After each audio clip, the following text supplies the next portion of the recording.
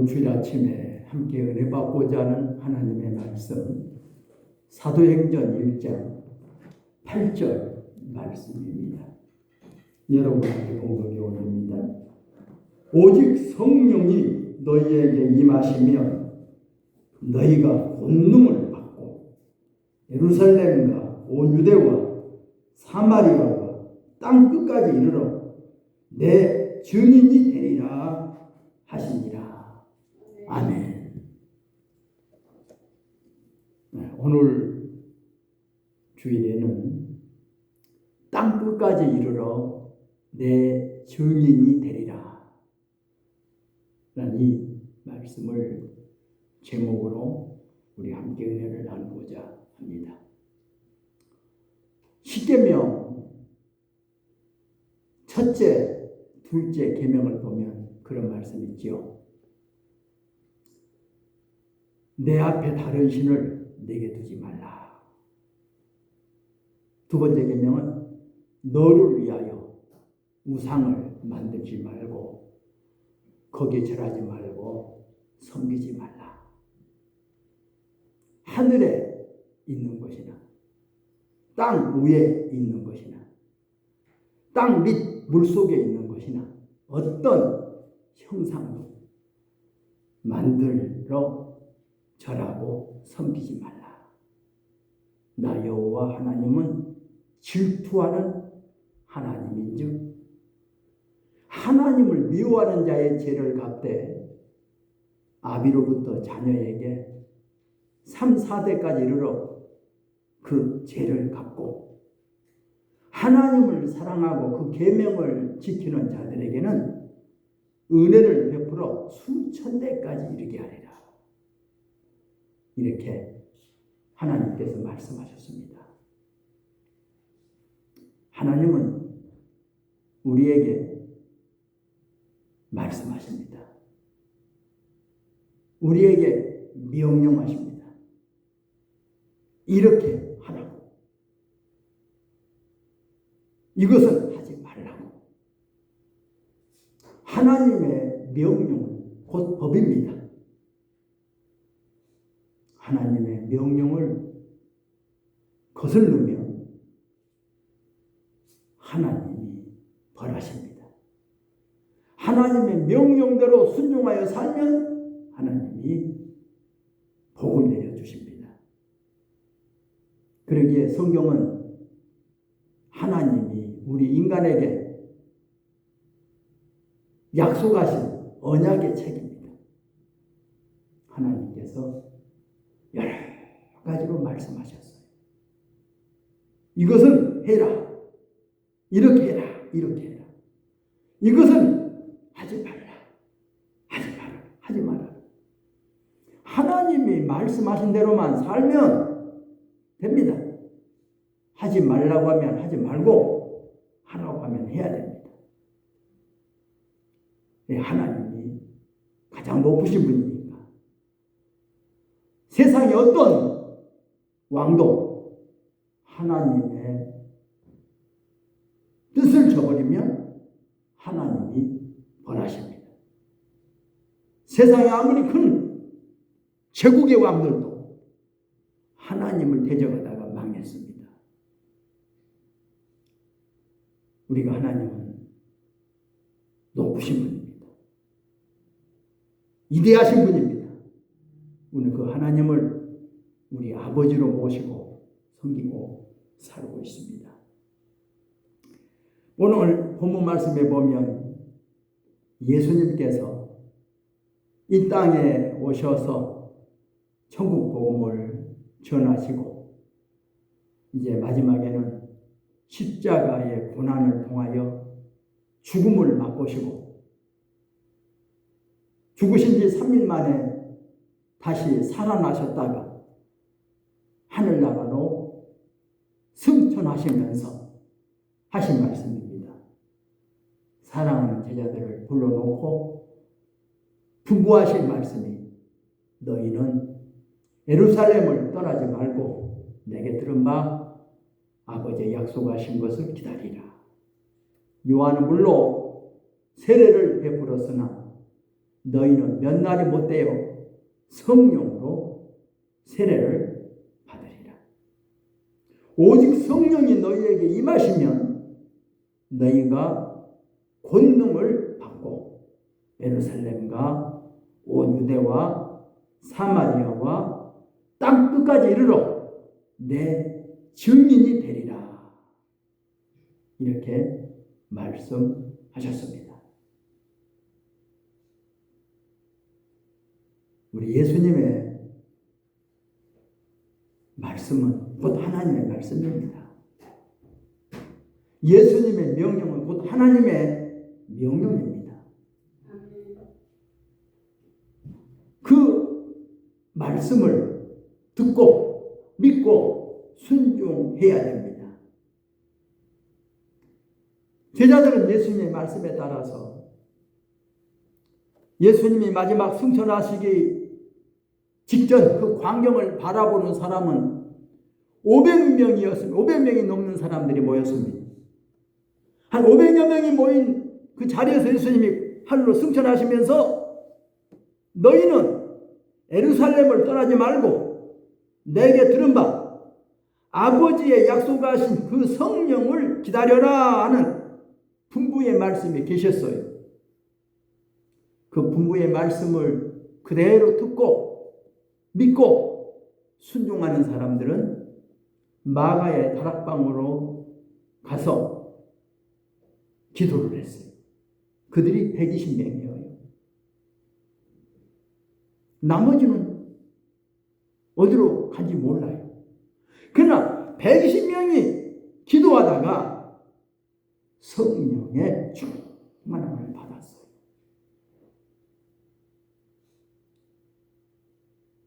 참으로 놀라운 일들이 일어난 거죠. 그 일로 인하여 이제 많은 사람들이 이 무슨 일인가?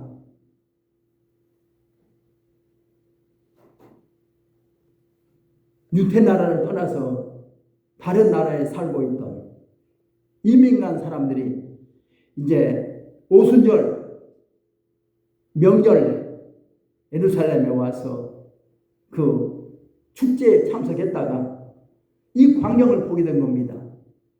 이 어찌 일이냐? 어찌된 일이냐? 이들이 술 취한 게 아니냐? 무슨 일이냐? 성령 강림한 사건을 그들은 아주 신기하게 바라봤습니다. 그래서 베드로가 일어나서 이 사건에 대하여 증언합니다. 예루살렘에 모인 이 모든 사람들아, 이 일을 왜 이렇게 이상하게 여기느냐? 이것은 나사렛 예수께서 이 땅에 계시다가 하늘나라로 올라가시기 전에 우리에게 부탁하고 약속하신 말씀이다. 그 약속대로 우리가 지금 이 성령이 임한 거다. 이 사건은 요엘 선지자의 예언이 이루어진 것이다. 그러면서 이 사건에 대하여 아주 변호하고 증언했더니 모든 사람들이 이 베드로의 설교를 듣고 그날 세례를 받은 사람들이 3,000명이나 넘었다고 그랬어요. 예루살렘 교회에 놀라운 사건이 일어났습니다. 베드로의 설교를 듣고 3,000명이 그날 함께 세례를 받고 그리스도인이 된 겁니다. 그리고 그 숫자는 점점 늘어가서 사도행전 5장쯤에 보면 믿는 사람이 남자의 수만 5,000명이나 더하더라 그랬어요. 초대교회가 마가 다락방에서 120명으로 출발했지만 3,000명, 5,000명, 뭐 10,000여 명에 이르기까지 막 기하급수적으로 막 부흥되고 있는 겁니다. 사도행전 읽어보면 그들이 사도들의 가르침을 받아 서로 교제하고 떡을 떼며 오로지 기도하기를 힘썼고 또 사도들로 말미암아 기사와 표적이 많이 나타나므로 모든 물건들을 서로 가지고 와서 서로 통용하고, 또 재산과 재물이 많은 사람들은 그것을 다 팔아서 다 가난한 사람들과 함께 나누어주고, 날마다 성전에 모이기를 힘쓰고 온 백성들에게 칭송을 받으니 날마다 구원 얻는 사람이 더해지더라고, 이렇게 성경은 말씀하고 있어요. 예루살렘 교회가 놀랍게 붕대고 있었죠. 그런데 예수님이 하신 말씀은 분명했지요. 오직 성령이 너희에게 임하시면 너희가 권능을 받고 예루살렘과 온 유대와 사마리아와 땅끝까지 이르러 내 증인이 되리라. 이 말씀은 하나의 예언입니다. 그런데 제자들은 이 말씀을 그대로 믿고 순종을 한다고 하면서도 예루살렘에 그대로 머물러 있었습니다. 예루살렘을 떠나지 않았어요. 예루살렘의 중심으로 지금 많은 사람들이 지금 예수님을 믿게 된 거죠. 사도행전 6장에 보면, 그래서 헬라파 유대인들이 자기 과부들이 매일 구제 사업에 열심히 빠진 것을 보고 히브리파 사람들을 원망했더라고, 이렇게 기록하고 있어요. 헬라파 유대인들은 어떤 사람들입니까? 이스라엘 나라를 떠나서 세계 곳곳에서 터진 디아스포라 유대인들이죠. 그들은 고국을 떠나서 타국에서 생활하다가 이제 하나님을 섬기는 명절이 되면 고국으로 온 사람들입니다. 그들은 아주 열심히 있는 사람들이에요. 신앙이 열심히 있어. 그러니까 먼 이국 땅에서 생활하다가도 명절 때 하나님을 예배하려고 고국 땅 예루살렘을 찾아온 사람들입니다. 아니, 그들도 이제 이 복음을 접하고 예수를 믿게 된 거죠. 그런데 헬라파 유대인들이, 자기들의 그 과부들이 매일 구제 사업에 너무 빠진 것을 보고 히브리파 유대인들을 원망하더라는 거죠. 그래서 사도들이 그들의 그 분쟁거리를 없애려고 우리가 이런 일들, 남을 구제하고 하는 이런 일들은 집사들을 세워서 맡기고, 우리 사도들은 하나님의 말씀 전하는 일, 기도하는 일에만 우리가 전부해야 되겠다. 그래서 초대교회에 7 집사님을 세우게 되죠. 그런데 이제 사도행전 7장에 보면은 7 집사님 중에 한 분, 스데반이 일어서서 복음을 전해요. 열렬한 복음을 전합니다. 그 복음을 듣고 있던 많은 사람들, 어떤 사람은 믿는가 하면 어떤 사람들은 들을수록 마음이 그냥 강팍해져서 스데반을 향하여 이를 갈고 저를 죽이자는 거예요. 누가 막 선동했겠죠. 그래서 근데 그들 중에 어떤 사람들인가 하나 성경 배울에 보면 헬라파 유대인들이 대부분 방해된 것 같아요. 그들은 본토에 살고 있는 유대인들보다도 훨씬 더 열성적이고 유태교에 열심히 있는 자들이에요. 근데 그들이 유태교가 도전을 받는다고 생각하는 거예요. 나사렛 예수의 종교가 유태교를 지금 이어간다. 그러니까 나사렛 예수의 종교를 전하는 이 스데반 집사님을 향해서 이를 갈고 저들이 돌을 집어들고 죽이려고 덤벼들어 결국 스데반 집사님을 돌로 쳐 죽이게 되죠. 그런데도 예루살렘에 머물러 있는 교인들 예루살렘을 떠날 생각을 안 했어요. 그런데 스데반 집사님 집사님이 죽고 나자 예루살렘 교회에 핍박이 가해지는 겁니다. 이곳저곳에서 저들은 얼마나 핍박하든지 이 핍박을 견디지 못해서 산지사방으로 흩어지게 되는 거죠. 이것이 이제 사도행전 8장에 보면 빌립 집사님은 사마리아에 내려가서 복음을 전해요. 예루살렘 교회가 소문을 들어보니까 사마리아 사람들이 이 복음을 받아들였다는 소식을 듣게 돼요. 그래서 예루살렘 교회가 본부 교회죠. 그 예루살렘 교회에서 베드로와 요한을 파송합니다. 그랬더니 베드로, 요한이 사마리아 사람들, 하나님의 복음을 들은 사람들에게 안수해 줬더니 저들이 성령을 받게 되는 겁니다. 그리고 또 빌립 집사님이 에티오피아 네시한테도 복음을 전해요.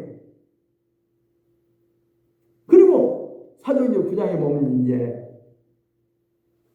하나님께서 사울이라고 하는 다섯 사람을 또 만나서 그를 또 개종시키지요. 이제 사도행전 또 10장에 가면 이제 베드로가 이방인 고넬레오 집에서 가서 복음을 전하게 되죠. 그러니까 예루살렘 교회가 이방인들한테 복음이 전해지거든요.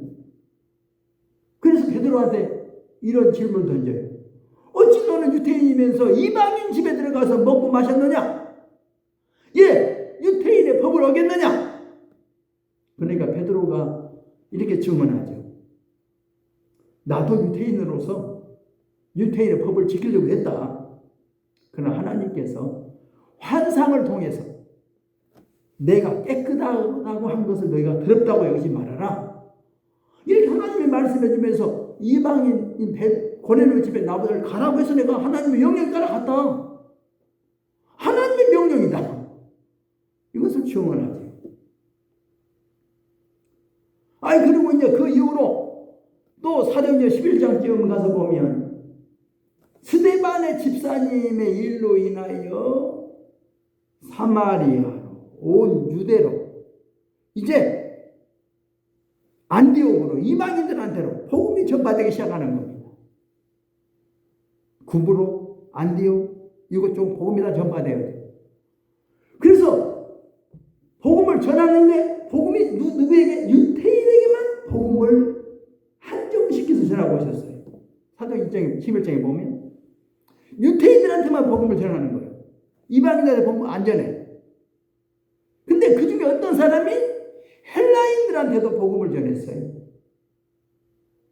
그래서 그들도 예수를 믿게 되는 겁니다. 이 소식을 또 예루살렘 본부 교회가 듣게 되죠. 안디옥에도 이 복음이 전파되었다고? 그들이 이방인들도 또 믿게 되었다고? 그래서 바나바를 파송합니다. 그 현지에 가서 한번 형편을 살펴보고 보고해달라는 거죠. 그래서 바나바가 그곳에 가서 저들을 보니까 저들이 보통 열심이 아니야. 그래서 저들한테 하나님의 말씀으로 격려하면서 자기가 혼자 감당하기 어려우니까 이제 하나님을 그러니까 길에서 예수님을 만나서 개종한 사울을 찾으려고 다소에 찾아가서 사울을 만나가지고 둘이 이 안디옥에 와서 저들을 1년 동안 가르쳤더니 많은 사람들이 죽게로 돌아오게 되더라고요. 그리고 안디옥에서 그리스도인이라는 별명까지 얻게 됐다는 것을 성경은 기록하고 있죠. 우리가 하나님이 하신 일을 우리가 보면 참 놀라운 겁니다. 사람들은 여기가 좋사오니라고 항상 머무르기가 쉬워요. 여기가 좋사오니. 그러나 우리 하나님은요, 여기가 좋다고 가만히 머물러 있으면 가만히 안 놔둬요. 하나님의 뜻을 이루기 위해서는 환난을 통해서 저들을 산지사방을 흩었다는 겁니다. 예루살렘 교회가 너무나 좋았잖아요. 그들이 모여서 기도하고 성령 충만하고 서로 교제하고 서로 사랑을 나누고 교회가 부흥되고 얼마나 좋아. 여기 있으면 여기 있는 거 좋사오. 오늘날 제가 어제 제가 저 이종영님이 할수은 생신이라고 축하 예배로 드리는데 와서 좀 예배를 인도해 달라고 그래서 김포까지 강화도까지 다녀왔는데 저희 이종 형님들 이종 누나들 다 조카들까지 다 모여서 사람이 한 30여 명 정도 이상 모였더라고요. 자, 그곳에서 설교를 하게 해드리면서 들어봤더니 우리 이종 형님이 원로 장로님인데 그곳에서 이 강서까지 차 바쁠 때는 한 2시간 정도 걸리겠더라고요. 좀 차가 밀리면. 매주일 본교회를 섬기기 위해서 본교회까지 출석한다고 하시더라고요. 그래서 가만히 생각해 봤어요. 그것을 보니까 그 2시간이 그래야 되는데 그곳에 교회도 적은 교회도 있고 좀 교회도 예배도 기도도 하고 섬기면 좋을 건데 우리 그래도 자기 본교를 지키려고 하는 그 마음. 그래서 모든 자녀들이 다 그곳으로 다 직결돼서 자녀들까지 그 강서 588 종점인가요? 거기까지 예배드려 늘 다닌다고 해서 참 대단하시다. 참 이게 바로 큰 교회들이 어떻게 보면 내 교회만 부흥시키려고 하는 절대 내 교회를 떠나면 안 돼. 이게 큰 교회들의 마음이더라. 아직 내놓지가 않아요. 누구랑 다 붙잡고 있어요. 전부 다 붙잡고 있어요. 원로 목사님도 계셔야 되고 원로 장로님도 계셔야 되고 원로 권사님도 계셔야 되고 모두를 다 붙잡고 우리 교회가 살찌는 거예요. 그러니까 정말로 좀 적은 교회들을 좀 가서 부흥시키기 위해서 그들한테 가서 좀 일도 해주고 하면 얼마나 좋겠어요. 저의 마음은 그래요. 좀 일을 배울 때는 큰 교회에서 배우고 일할 때는 정교 가서 일해라. 정교에서는 일을 못 배우지만 큰 교회에서는 일을 배우고 정교에 가서는 일을 좀 해라. 그래야 정교가 부흥될 거 아니냐. 어떤 예수님의 명령도 그런 뜻 같아요. 예루살렘 교회에 머물러 있지 말고 성령이 임하면 권능 받아가지고는 예루살렘과 온 유대와 사마리아와 땅끝까지도 내 복음을 전파해야 된다고 하는 하나님의 뜻이라는 것을 우리가 알아야 됩니다. 복음이 내 안에서만 머물면 안 돼요. 나한테서 복음이 누구에게나 전달되어져야 돼. 이 작은 나의 빛이게 할 때야. 이 작은 나의 빛이게 할 거야. 누구한테나 옮겨져야 된다. 나에 옮겨진 그 촛불이 또 다른 명에 또 옮겨져야 돼. 또 옮겨져야 되고 또 옮겨져야 되고 계속 옮겨져 나가야 되는 것이 복음의 전파입니다. 그래서 우리 복음이 여기까지 전파된 게 아닙니까? 그러니까 예수님이 그런 말씀이죠. 땅 끝까지 이르러 내 증인이 되리라는 그 말씀을 하신 겁니다. 우리가 복음이라는 건 참 중요한 겁니다. 예루살렘 교회는요, 너무 안일했어요. 성령 충만한 것으로 너무 좋았어요. 기도하기 너무 좋았어요. 구제에 열심히 했어요.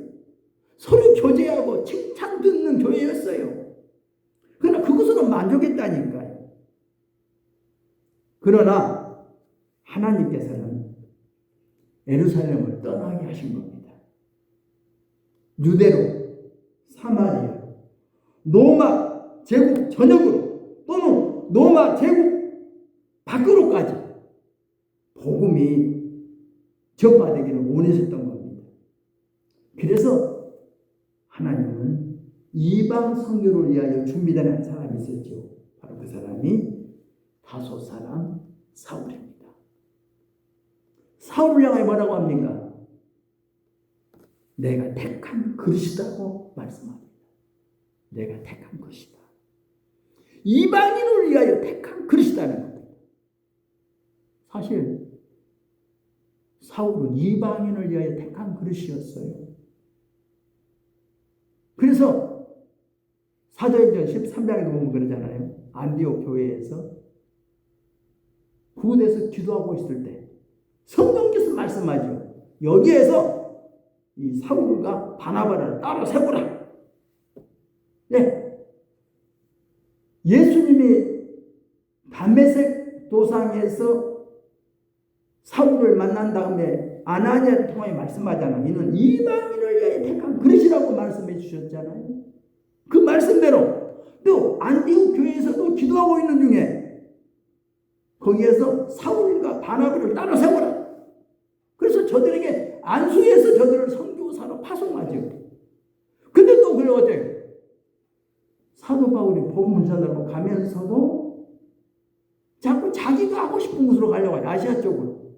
그러나 성령님은 그 길을 막으시고 성령님 인도하는 쪽으로 사도 바울을 몰고 가죠. 그래서 사도 바울이 성령의 보내심을 받아서 아시아 쪽으로 가던 발걸음을 유럽 쪽으로 옮기게 됐다는 것도 성경은 우리에게 알려주고 있습니다. 사울은 참으로 이방 선교를 위해서 준비된 사람이었습니다. 하나님이 택한 그릇이었습니다. 이 사울에게는 아주 놀라운 것이 있죠. 하나는 로마 시민권을 가지고 있었어요. 그 당시에 정치적으로 아주 유능하죠. 로마 시민권을 가지고 있으니까. 로마 권력이 미치는 곳은 어디든지 복음을 전할 수 있는 그런 여행할 수 있는 자격을 갖추고 있었다는 거죠. 또 그는 헬라의 문화권의 지식을 가지고 있어요. 그는 헬라 문화권에서 그 당시에 아주 지성인 중에 지성인이었습니다. 또 그는 유태의 정통 종교, 유대교의 정통 종교인 가말리엘 문화생이었습니다. 가말리엘 선생으로부터 아주 교육을 받은 아주 엘리트 중에도 엘리트였다는 것을 우리가 알 수가 있습니다. 하나님은 그런 사울을 통해서 이방 선교사로서 복음을 전하겠다는 겁니다. 사도 바울은 자기 이름을 스스로 고치지요. 사울이라고 하는 그 이름은 가장 위대한 자라고 하는 뜻을 가진 이름인데 자기 이름을 바꿔요. 바울은 어떤 이름이냐? 가장 작은 자. 그러니까 가장 위대한 자라고 하는 자기 사울의 본명을 가장 작은 자라는 바울이라는 이름으로 바꾸어서 그가 복음 전파자로서 하나님의 복음의 일꾼으로 나섰다는 것을 성경 우리에게 알려주고 있습니다. 사도 바울은 복음을 위해서 한평생 헌신한 사람이죠. 그는 67년 네로에 박해 때 로마에서 순교를 당합니다. 그러나 그가 하는 말씀을 읽어보면 우리가 고린도후서 11장에 그런 말씀이 있습니다. 한번 제가 읽어보겠습니다. 고린도후서 11장 22절 말씀을 23절 말씀을 읽어보면 그들이 그리스도의 일꾼이냐 정신없는 말을 하거니와 나는 더욱 그러하도다. 내가 수고를 넘치도록 하고 옥에 갇히기도 더 많이 하고 매도 수없이 맞고 여러 번 죽을 뻔하였으니 유태인들에게 40에서 하나 감한 매를 5번 맞았으며 3번 태장으로 맞고 1번 돌로 맞고 3번 파산하고 일주야를 깊은 바다에서 지냈으며 여러 번 여행하면서 강의 위험과 강도의 위험과 동족의 위험과 이방인의 위험과 시내의 위험과 광야의 위험과 바다의 위험과 거짓 형제 중에 위협을 당하고 또 수고하며 예수고 여러 번 자지 못하고 줄이며 목마르고 여러 번 굶고 춥고 헐벗었노라. 이에게 이는 고사하고 아직도 날마다 내 속에 눌리는 일이 있으니 곧 모든 교회를 위하여 염려하는 것이라. 사도 바울은 땅끝까지 이르러 내 증이 되리라고 하는 우리 주님의 말씀에 절대 순종하는 자였습니다. 오늘 우리 성령 충만해야 됩니다. 목적이 뭐예요? 그리스도의 전이 되기 위하여, 그리스도의 복음 전하기 위하여. 그리스도의 복음이 나에게 전해 주었어요. 누군가 나에게는 그리스도의 복음의 빛이 나에게 있어요. 이 작은 빛, 우리는 그 누구에겐가 내 손에서 또 전달해 줘야 돼. 내게서 전달받은 그분이 또 복음을 전파할 수 있도록.